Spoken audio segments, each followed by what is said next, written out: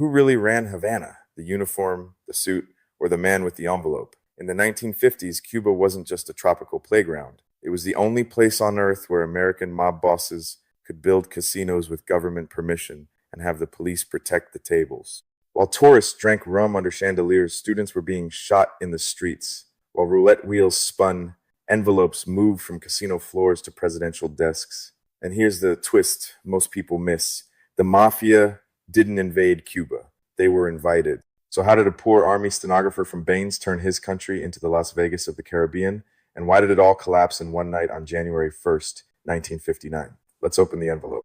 I'm Arturo, and this is Latin Laura. From Latin America's history to mysteries and true crime to local legends whispering Latin intrigue, every tale is verified in archives before it reaches your headphones. Hit subscribe, fresh revelations drop every week, ready for your next campfire debate. In Havana, the roulette wheel spins like a small planet, and every orbit ends in the same place: an envelope. Not a magical envelope, just brown paper, sweat, and folded bills, sometimes a signature, sometimes a threat. That's the riddle. The island still asks in a low voice, who really ran the city in the 1950s? The uniform with the rifle, the suit with the minister's stamp, or the quiet man who slid the envelope across the table and never blinked? Walk the Malecon at night, and you can feel the city performing. Salt rides the wind like a confession. Saxophones leak from doorways. Tourists chase a version of Cuba that fits in a postcard in a weekend. Inside the hotels, carpets swallow footsteps the way politics swallows evidence. Dealers smile like priests. Chips click like teeth. A police captain stands on the edge of the light, close enough to remind you that even luck needs permission. Paradise, it says. Pay first, the shadows answer. Now follow the hand that signs the permissions. Fulgencio Batista y Zaldivar was born on January 16th, 1901, in Baines Oriente province. Mixed heritage, rural poverty, cane fields and dust. A childhood where dignity is not inherited. It's built each morning like a roof that leaks. He didn't climb through ideology. He climbed through the machinery of survival, and he learned early that Cuba's future was often decided inside uniforms, not speeches. Batista's first rung was humble: stenographer in the Cuban army, a clerk with fast fingers and quicker eyes. Before the gun, the document; before the shout, the order on paper. He listened as officers talked and learned how power sounds when it thinks no one is listening. He copied messages, filed reports, watched who sat closest to the colonel and who got transferred out of sight. In Cuba, the paper trail can be a weapon. Batista learned to aim it, then learned to load it. In 1933, the country was sweating. The Great Depression pressed down like a hand on the throat, and President Gerardo Machado had turned the state into a clenched fist. Strikes, hunger, and fear made the streets feel temporary, like they could vanish under your feet. Then, in September, a mutiny in uniform cracked the old order. The sergeant's revolt is what history calls it. Batista, still a sergeant, helped steer that mutiny like a man steering a boat through black water. He didn't become president that day. He became something colder: the power behind the curtain, chief of the armed forces, the man who could make and unmake provisional governments because the barracks obeyed him. A sergeant promoted by chaos into a kingmaker, and the city felt it in the way doors closed early and conversations got shorter. From 1934 onward, Cuba learned a lesson it would repeat like a curse: control the military and you control the nation's breathing. For a while, Batista sold himself as a modernizer, a strong man with a builder's smile. He courted labor unions, promised jobs, made friends in the United States, and wore stability like a freshly pressed shirt. In 1940, under a new constitution that sounded progressive on paper, he won the presidency by election. Speeches spoke of reform. Power stayed close to the barracks. For many working families, hope wasn't naive. It was necessary to have food, a school, and a road that actually reaches the farm. Those early 1940s were full of real movement: public works, social programs, a sense that the future is negotiable if you keep the wolves from the door. Batista aligned Cuba with the Allied powers during World War II, and Washington noticed. In that era, he was not yet the face people later painted onto casino corruption. Havana still wore its vices like old jewelry, not yet like national policy. The legend of the gangster dictator hadn't fully hardened, not yet. But the envelope was already being folded, because Havana had always been a magnet for American appetites. When alcohol became a crime up north, the island became a loophole with music. Rum, clubs, gambling, pleasures exported like sugar, sweet and heavy. Miami weekenders in New York, big spenders, learned the route. Licenses were issued, hands were greased. A city can survive on daylight work, but Havana learned to rent its night to strangers. And where night becomes industry, the envelope becomes payroll, bribe, and permission all at once. One of the sharp-eyed men taking notes was Meyer Lansky. Born Meyer Suchaljansky in Grodno, in the old Russian Empire, he arrived in New York as a child. He landed in the Lower East Side around 1911. He grew up among pushcarts, tenements, and boys who learned arithmetic by counting stolen coins. He befriended Benjamin Bugsy Siegel in those streets. Lansky wasn't built like a brawler. He was built like an accountant, with nerves of iron and a hunger for respectability he could never fully afford. His home life carried that hunger like a second shadow. Lansky cultivated the look of a family man, a man who could sit at a table and pass for legitimate if you didn't ask about the money.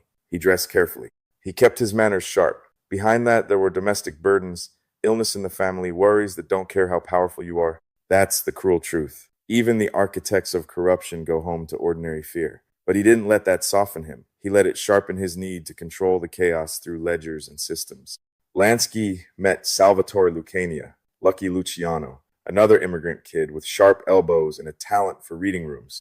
Luciano was born in Sicily and came to New York as a boy, learning the streets grammar in the 5 Points world, where gangs were a second language. He carried charm the way other men carry knives.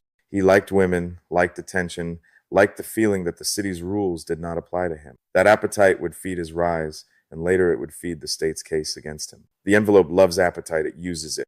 To understand Havana later, you have to visit a restaurant in Coney Island in the spring of 1931. The city outside is loud, but inside the air is tight. Joe Masseria, called the boss by men who feared him, eats with Luciano, his own lieutenant. The file rooms agree on the ending. Masseria dies at the table. The details argue, the names shift depending on who's telling it, and legends get drunk on certainty. What matters is the logic, a betrayal presented as business. And business, once it tastes blood, learns it can demand more. That killing helped end one chapter of the Castellammares War, a brutal struggle between rival mafia factions that spilled across New York. After Masseria fell, Salvatore Maranzano rose and tried to crown himself boss of all bosses. He didn't last. Later that same year, Maranzano was assassinated too. And again, the exact choreography changes in the telling. Luciano smelled the future and erased the old feudal order. In its place, he built something corporate. The Commission, a boardroom for criminals. Remember that word. Havana will wear it like a shadow. The Commission mattered because it changed the temperature of violence. Not peace, never peace, just management. Hits became decisions, not tantrums. Wars became bad for business. In the mid-1930s, when certain killers grew too loud, the syndicate disciplined itself. The lesson traveled. If you can share revenue, you don't need to share bullets in public. That logic would later keep Havana's casino zone strangely calm, even as the rest of Cuba shook. Calm in this world is not innocence. It's a strategy paid for by the envelope. Albert Anastasia came from a different school, the one that teaches fear as a language. Born Umberto Anastasio in Calabria, he immigrated young and built his name on dread. In the 1930s, he became linked to Murder Incorporated, an enforcement machine that treated killing like contract work. The number of bodies tied to that world is argued in the archives, but the fear it produced is not. And the twist that unsettles people is that Anastasia could present a family man veneer while carrying the reputation of an executioner. Some men tuck their monsters into a suit and bring them home for dinner. Frank Costello rose in another direction, smoother, quieter, more poisonous. Born Francesco Castiglia in Calabria, he wasn't the knife in the alley. He was the handshake in the hallway. He learned to live in politicians' pockets, turning favors into policy and policy into profit. He was called the prime minister because he preferred influence over noise. At home, he kept routines, marriage, quiet habits, the careful domestic calm of a man who knew chaos too well. That contrast is what makes his violence later feel colder. The envelope doesn't always arrive with shouting. Sometimes it arrives with flowers. In Chicago, Sam Giancana came up hard and hungry. A son of Sicilian immigrants, he learned early that violence is a language adults pretend not to understand. He ran with the 42 gang, then rose through the outfit's brutal ladder. Giancana liked power, but he also liked being seen. He had the appetite for celebrity, the temptation of bright rooms and famous faces, and that appetite would become a liability when federal eyes started counting not just bodies, but connections. The envelope loves a man who wants to be noticed. It turns attention into leverage. Back in Cuba, Batista stepped down in 1944 and drifted to Florida, watching his island from a distance like a man reading yesterday's newspaper and waiting for the ink to smear. Civilian government stumbled, corruption spread, violence flared around Havana University circles, young men learned to carry pistols the way other boys carried books. Ordinary Cubans felt the promise of the 1940 Constitution thinning in their hands like paper left too long in rain. Batista watched that weakening and recognized an opportunity. He always recognized it. The envelope recognizes it too. In December of 1946, Havana hosted a gathering the city would later mythologize, the conference at the Hotel Nacional. Picture the lobby, chandeliers that catch the sea air, marble that remembers every footstep, doormen trained to forget what they hear. Suitcases rolled across the floor like rumors. Hotel keys clicked like little verdicts. Guarded doors held conversations the public would spend decades trying to overhear. Luciano was there, Lansky, Costello, others whose names appear in files with smudged edges, and somewhere an envelope changed hands without ever touching the light. The meeting's purpose wasn't romance. It was coordination, dispute resolution, profit sharing, and the mathematics of keeping a profit zone calm. The talk circled around gambling investments and the shaping of Havana into an offshore engine. And yes, some records and later investigations point to narcotics conversations too, routes that bend through ports and islands, whispers of heroin pathways that might have brushed Havana's shoreline. Other accounts emphasize gambling and governance. Either way, the message was clear. Havana would be treated like a controlled environment. No ego wars, no loud chaos. The city was too valuable to burn. Luciano's presence in Havana was too loud for Washington. Diplomatic pressure piled up like heat behind a door. The exact lever shifts depending on which archive you listen to: trade, permits, diplomatic embarrassment, threats spoken in clean language. But the outcome is consistent. In 1947, the Cuban government under President Ramon Grau San Martin, leaning under United States pressure, ordered Luciano out. Not Batista, not then. Luciano returned to Italy, still influential in correspondence and myth, but physically removed from the island's growing casino dream. Havana kept spinning without him, and that should scare you, because systems don't need kings. Then came March 10th, 1952. Batista returned with a coup, canceling elections, suspending the 1940 Constitution, and seizing power with soldiers and certainty. He said he was saving the nation from chaos. The state said civil liberties could wait. The press felt censorship like a hand on the mouth. Military tribunals widened their reach. The island's political oxygen thinned, and the casinos would soon breathe easier because fear makes investors feel safe until it doesn't. When a government rules by fear, it sells stability as a product and invoices the people later. The coup did something else. It made corruption feel official, not gambling in corners, but gambling as policy. Batista understood that money is not just wealth, it is loyalty you can store and spend. And in 1955, his decrees offered a bargain dressed as development: invest $1 million in a hotel and qualify for a casino license. Smaller casinos could enter with $200,000, add 10-year tax exemptions, add import duty waivers, add government-backed financing. The envelope didn't disappear. It simply got a government stamp, a seal that made theft look like growth. That legal language became a map for outsiders. Lansky read it like a blueprint. Santo Traficante Jr., rooted in Tampa, traced his Cuban contacts to his father and saw it as an inheritance. Mo Dalitz, the Cleveland syndicate investor with a businessman's posture, read it like a new market. And around them gathered the respectable front: hotel managers with clean shirts, bankers with clean signatures, lawyers who could wash a contract until it shone, politicians who loved investment, police brass who loved security, union bosses who could keep workers quiet or make them loud. The envelope traveled between all of them like a passport. Here's the middle layer people forget because it isn't cinematic enough, yet it's the real engine. A fixer arranges meetings. A hotel accountant adjusts the books. A banker moves funds through a polite corridor. A union man promises labor peace in exchange for a peace.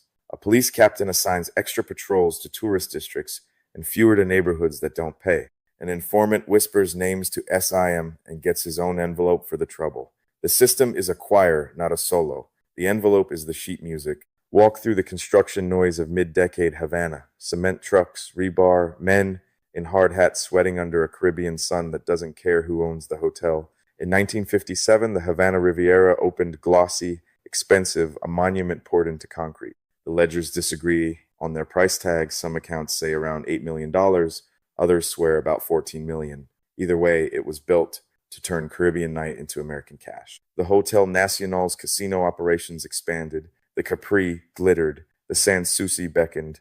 The Deauville Casino International flashed. Las Vegas of the Caribbean, people said, and the lights made it believable. Step inside the casino and let the scene do its work. The cashier's cage is a small fortress of steel and counting fingers. The roulette wheel spins with a smooth, indifferent grace, like a planet that never tires of orbiting human weakness. Police stand at the edge of the light, not to stop crime, but to keep the crime orderly. In the back hall, workers move quietly, maids, porters, cooks, people who will never touch the profits they help generate. A man in a suit smiles at a man in a uniform.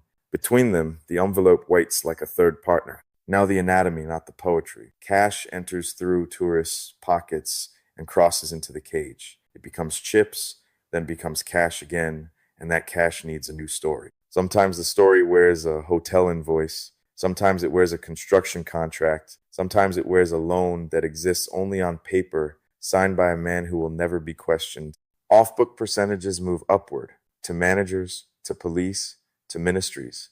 A skim here, a fee there, a donation to the right office. The envelope is how the story changes clothes, without changing its soul. In the middle sat Batista selling order as a national brand. The regime's cut came through licenses, fees, percentages, and direct payments, envelopes that never made the newspaper. The partnership was structured, mob capital to build, casino profits to harvest, Batista's protection to guarantee, and police enforcement to stabilize.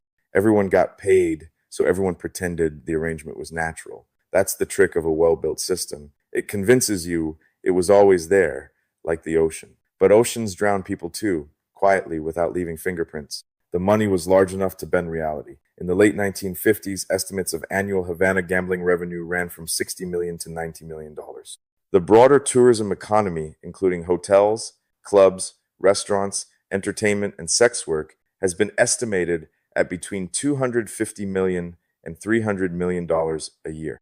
The totals argue in the paperwork because corruption loves fog, but the direction is undeniable. Rivers of cash. And in the river's shadow, villages stayed poor, wages stayed thin, and promises turned to dust. The envelope was fat in the city, while the countryside stayed hungry.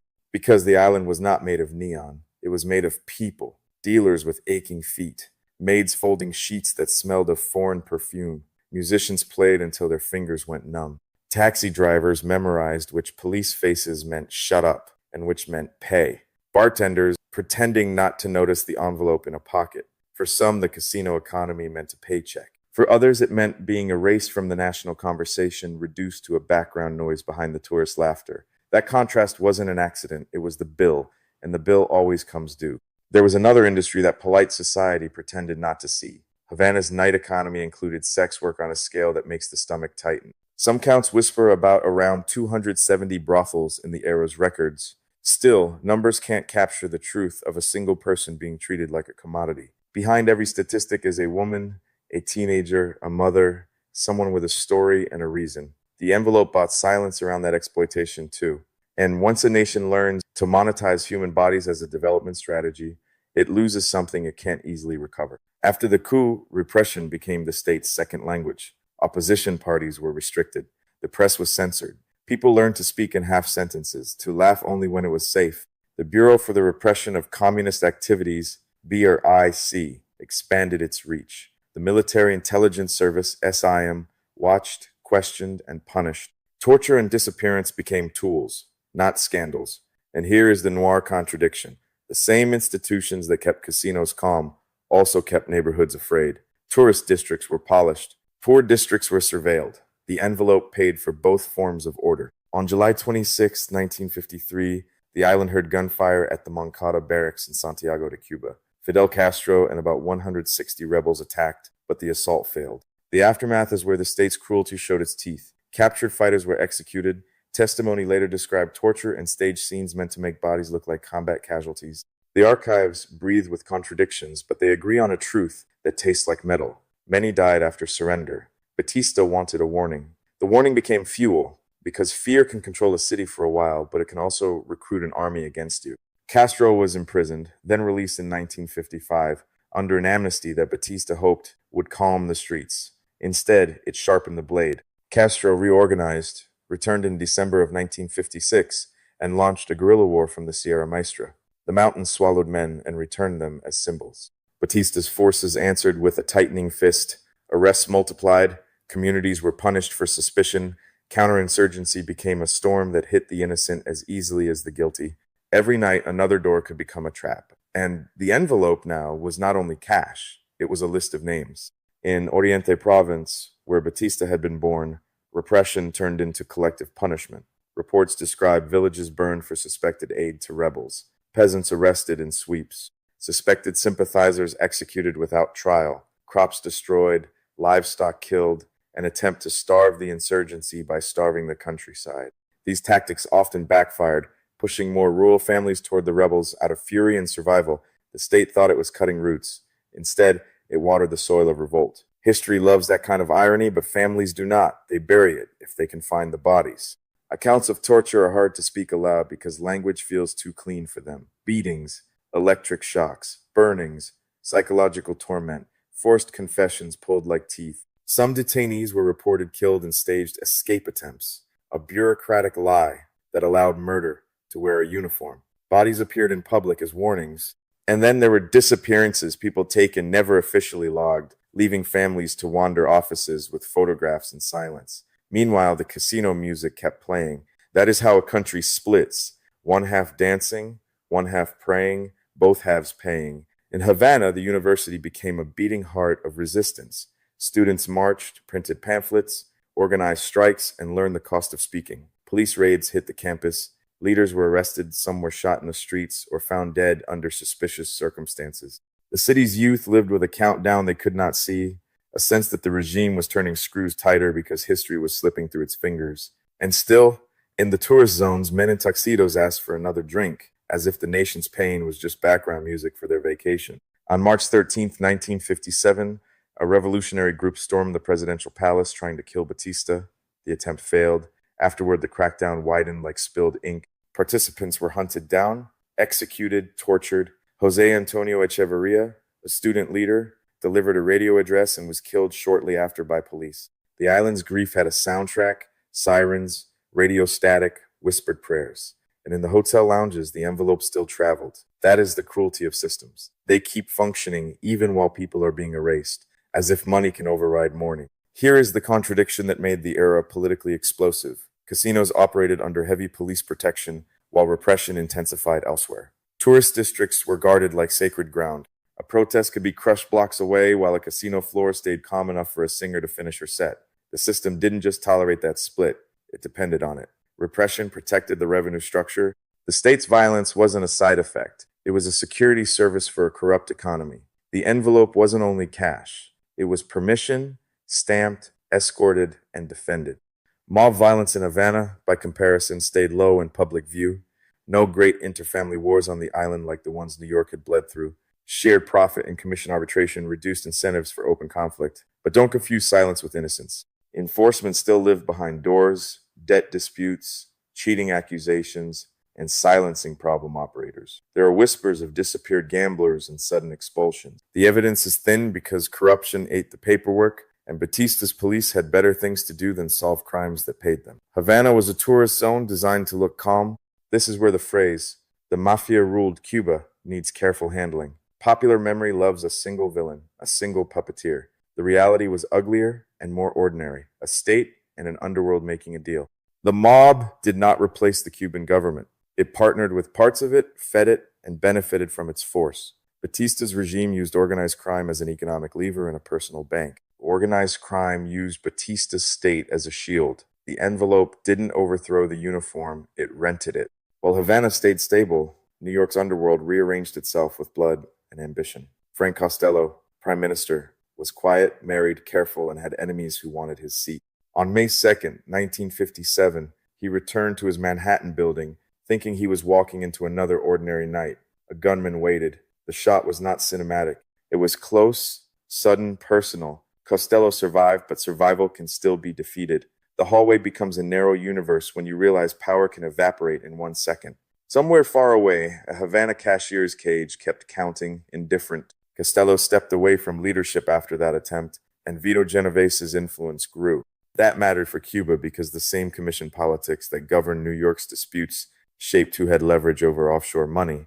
Havana didn't stop printing profits, but the men counting them changed faces. This is the quiet truth of organized crime. The city you see is only the front stage. The real drama happens in private rooms where envelopes are opened, names are weighed, and decisions are made that later look like random violence to the public.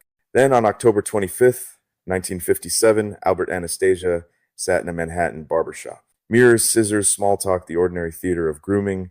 Two gunmen entered with faces obscured. Shots cracked the air. Anastasia lunged toward the mirror's reflection as if he could fight the image of death before death reached him. He collapsed on the tile. No one was officially convicted, and somewhere, a family man's facade was shattered. Children, a wife, a home that suddenly had to explain why their provider died like a headline. Violence always sends invoices to the innocent. Anastasia's death shifted power toward quieter men. Carlo Gambino rose afterward, a figure whose strength was patience and restraint, not swagger. That shift echoes Havana's style. The casinos thrived not because the loudest killers ruled them, but because managers preferred systems over spectacle. Havana's calm depended on men who could keep their tempers caged, who understood that public violence is bad for tourism and worse for profit. When leadership in New York moved from volatility to calculation, the Havana model made even more sense. Keep the lights bright, keep the blood off the carpet. Less than a month later, on November 14th, 1957, a meeting in Appalachian, New York, was raided by police. No shootout, no heroic escape. Men in suits ran into the woods like frightened deer, and the image alone did damage. Senate hearings had already hinted at a national syndicate. Appalachian made it hard to deny. The FBI and the public started paying closer attention. Pressure thickened. Havana still looked far away, but distance is not immunity. It's a timer, and timers always reach zero. Back in Havana, you can feel that timer in small details. A license stamp pressed too hard into paper. A police checkpoint outside a cabaret that suddenly has more eyes than usual. A union office ledger that shows donations with no clear origin. A hotel manager who smiles and doesn't blink, because blinking can look like guilt. Appalachian didn't shut Havana down.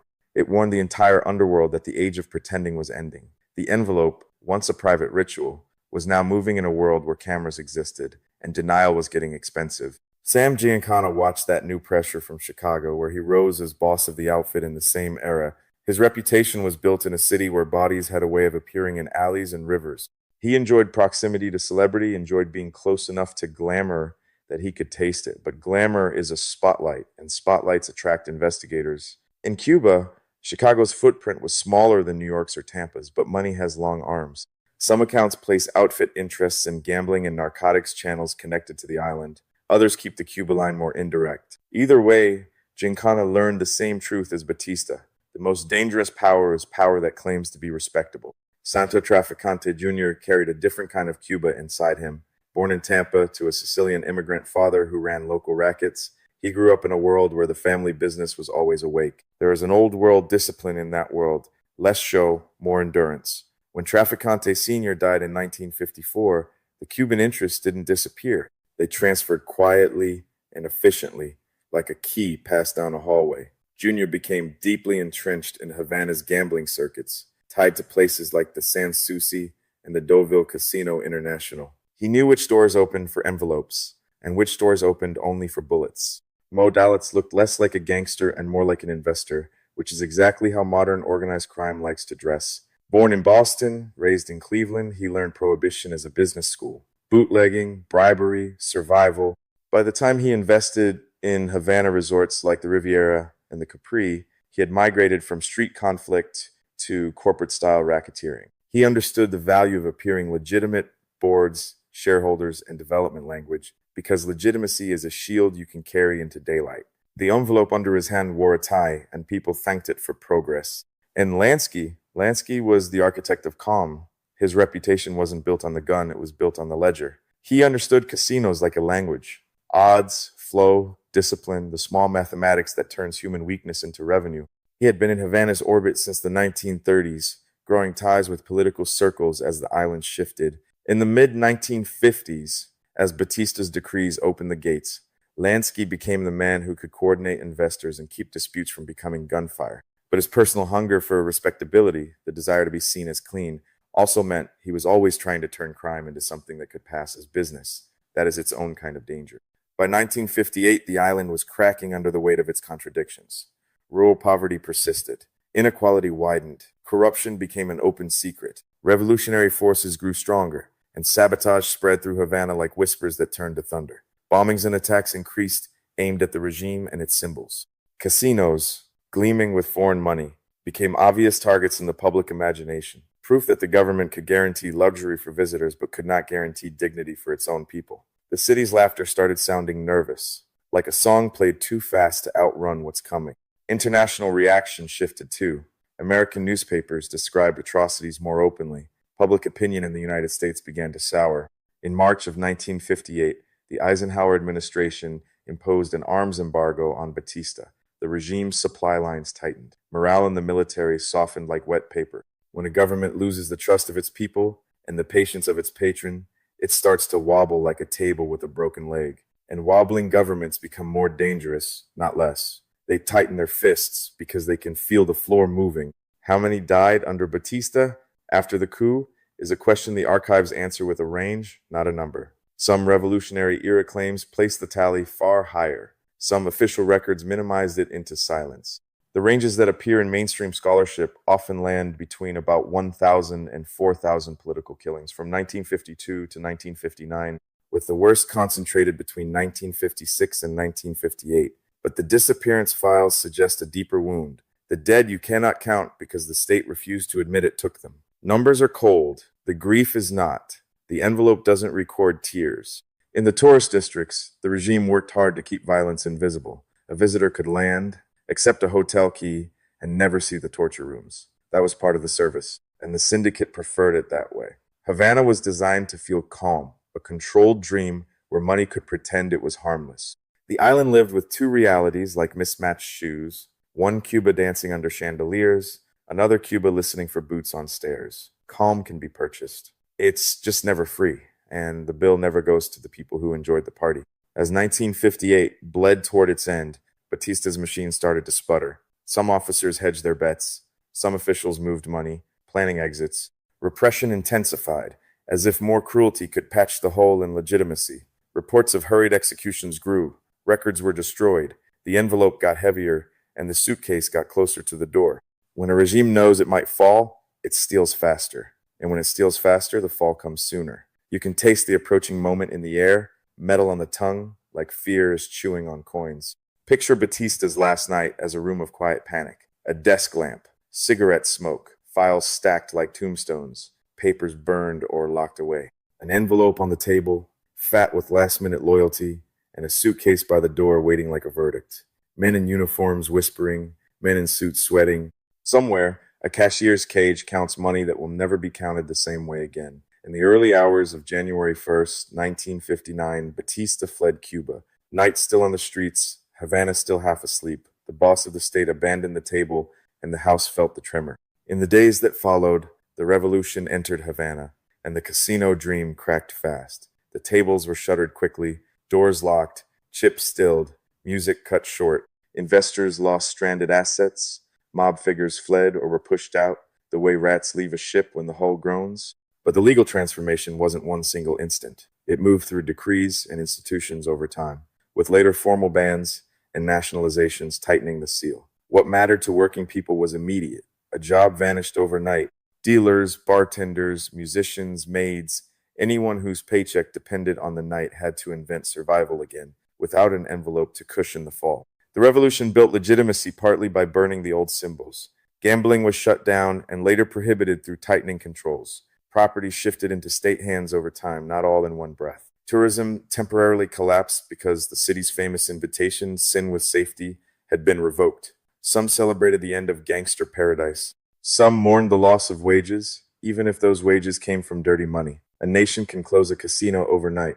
It cannot instantly heal the scars left by decades of corruption and fear. Havana remembered both the music and the missing, because memory doesn't choose only one truth. Batista, the man who sold order and bought time, moved through exile like a fallen monarch. Dominican Republic, Portugal, Spain, different roofs, same shadow. He died on August 6, 1973, reportedly of a heart attack. He was not assassinated. Some accounts whisper an irony that Cuban exiles were said to be hunting him that same day. Still, the archive doesn't always prove the whisper, and a responsible storyteller doesn't sell fog as fact. What is certain is simpler and colder. The man who once held Cuba's breath died far from Cuban air. The island did not get to sentence him. History did quietly, with a medical report.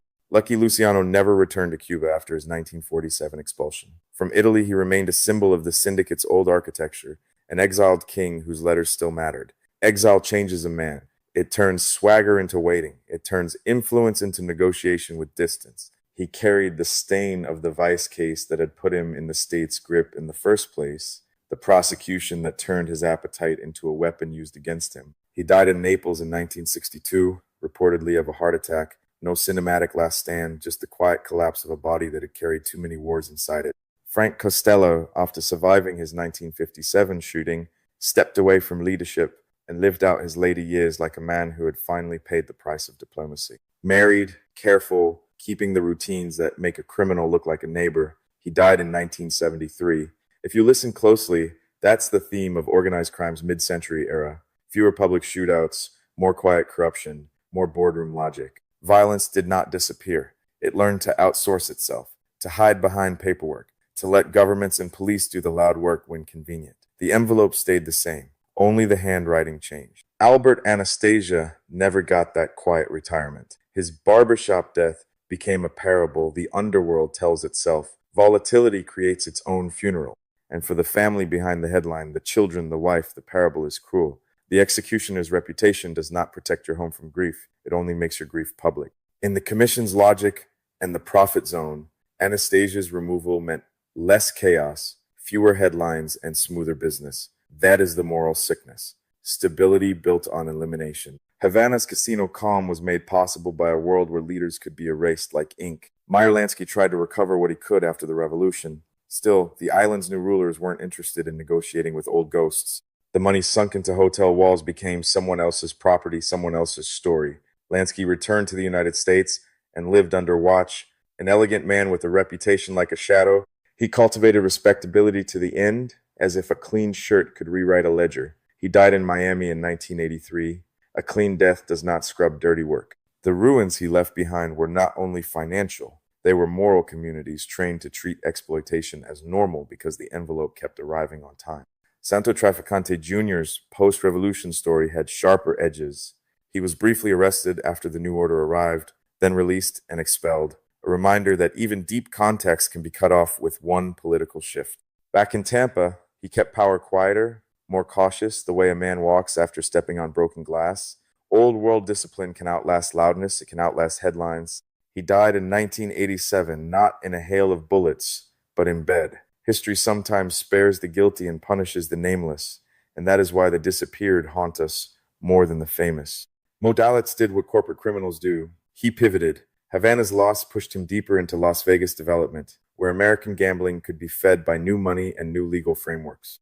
After Appalachian, federal scrutiny made syndicate operations riskier, but it didn't erase them. It forced them to evolve. More suits, fewer street fights, more investment language, less confession. Dalitz died wealthy in 1989, a businessman to some, a bootlegger to others. The line between developer and racketeer is often just a better tailor and a quieter voice. The envelope learns to wear a briefcase. For the syndicate, losing Havana weakened offshore diversification. Money that once flowed through Caribbean nights had to find new rivers. Las Vegas, the Bahamas, anywhere the envelope could travel safely. The FBI began treating organized crime less like a rumor and more like a target. The underworld adapted, fewer flamboyant bosses, more cautious managers. In that shift, the Gambino-style, quiet, strategic minimalists became the ideal. Havana had trained them well. Keep the profit zone calm, keep the violence discreet, keep the public asleep, and if the public wakes, give them a distraction and another envelope. Then came the Cold War aftershock, where the envelope learned a new language. After 1959, the relationship between the mob and Cuba shifted from a profit partnership to a revenge collaboration. The CIA wanted plausible deniability. The mob wanted its lost paradise back, or at least wanted Castro punished for taking it. Johnny Roselli became a conduit, the kind of man whose Hollywood polish made him a perfect courier between worlds. He could walk into bright rooms and still carry dark messages.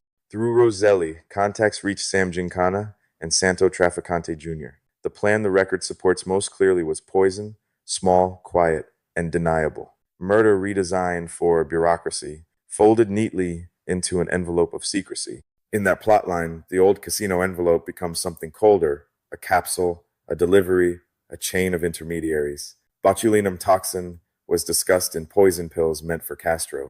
The efforts failed, not because desire was lacking, but because covert killing is not cinema. It is logistics, distrust, bad timing, and a target with tight security. Compartmentalization sabotaged coordination. Cuban counterintelligence tightened its net, and the conspirators, for all their reputations, were still human, messy, selfish, and afraid. The island had shut down its tables. They tried to reopen the game with death. History refused to cooperate.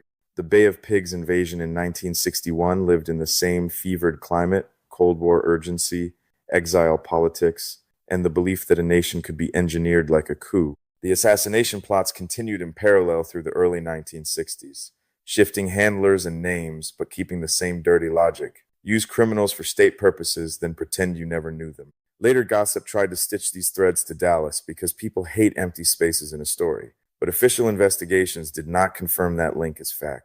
A storyteller with respect for the dead does not trade uncertainty as entertainment. The envelope of rumor is still an envelope, but it carries poison for truth. When the United States Senate's Church Committee exposed assassination plotting in the mid-1970s, the public saw what had been whispered. Government officers had knowingly recruited organized crime figures. The moral invoice arrived, stamped and undeniable. No broad criminal charges were filed against officials. The consequences were more spiritual than legal. Trust corroded, cynicism nourished. The same lesson Havana had taught was now on American television. Power loves plausible deniability. The envelope is not only cash. Sometimes it is secrecy folded into law, handed across a table with a smile that pretends it isn't trembling. Sam Giancana did not get a quiet ending. In 1975, before he could fully testify in a Senate context, he was shot in his own home kitchen. An ordinary room turned into a final scene. People called it mob silencing. People called it a consequence. The archive doesn't hand out certainty like candy, but timing leaves stains that won't wash. Giancana's story is a reminder that the underworld does not forgive loose tongues, especially when they touch government secrets. The envelope doesn't like witnesses. It prefers graves, because graves don't talk. Johnny Roselli's ending was even darker. A noir photograph the ocean refuses to forget. Born in Italy, raised in the orbit of the Chicago outfit, he moved through Hollywood circles with the ease of a man who knows charm is camouflage. After Cuba, he served as a go-between in covert contacts, valuable, connected, and therefore disposable. In 1976, he was murdered, his body found in an oil drum off Florida. That is not a glamorous death, that is the underworld reminding you what it does to bridges when the river gets hot. The envelope closes, and the messenger becomes the message. So when people say the mafia ruled Havana, the island asks for precision. The casinos were not a chaotic invasion. They were an institutionalized arrangement, structured, legalized, and protected by a state that wanted revenue and control. Batista did not lose Cuba because the mob was too strong. He lost because legitimacy collapsed, because repression and corruption turned patience into fire. The casinos became symbols of foreign exploitation and elite theft, and symbols are powerful targets. When the revolution came, it did not negotiate with symbols. It destroyed them, and in the smoke, it also destroyed thousands of ordinary paychecks. History is never clean. It is a hand that takes and a hand that gives, both holding the same envelope. And here is the haunting part.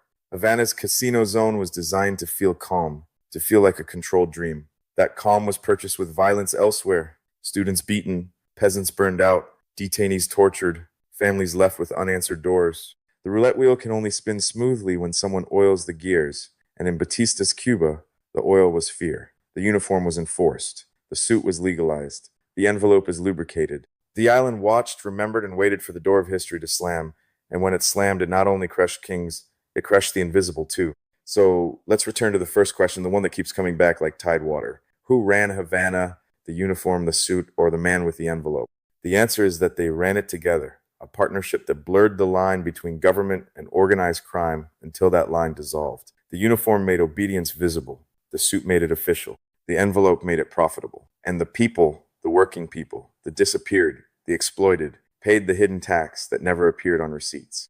If you had to name the single moment that sealed Batista's fate, the coup on March 10th, 1952, the palace attack on March 13th, 1957, the arms embargo in March of 1958, or the flight on January 1st, 1959, what would you pick and why?